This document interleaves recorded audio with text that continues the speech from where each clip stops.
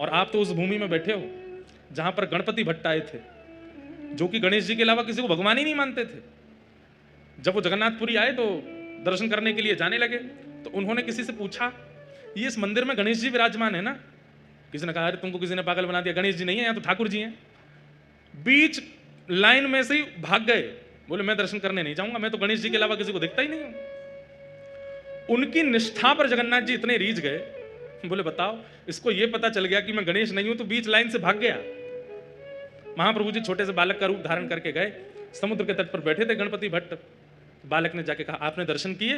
अरे मैं दर्शन क्यों करूंगा, मैं तो केवल गणेश जी को देखता हूं। अरे तो वही तो कह रहा हूं, दर्शन किया आपने?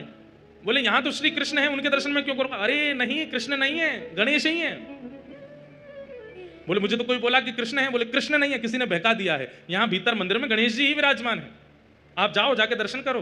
गणपति भट्ट बोले, अगर मैंने अन्य देव का दर्शन किया तो मेरी निष्ठा टूट जाएगी, मैं केवल गणेश को ही भगवान मानता हूं। तो भगवान जगन्नाथ जी बालक बन के गए, उनको बोले एक काम करो, आंख पर पट्टी बांध के चले जा, दर्शन मत करना, स्पर्श करके देख लेना, सूंड दिख जाए, कान अनुभव हो जाए, लंबोदर लंबा लंबा पेट अनुभव आ जाए तो समझ जाना कि गणेश जी हैं। और जैसे ही तुमको विश्वास हो जाए छू करके कि गणेश जी हैं, तो आंख की पट्टी खोल लेना। अब भाई इतनी दूर आए हो तो दर्शन तो करो ना। गणपति भट्ट बोले कि हाँ बात तो सही है।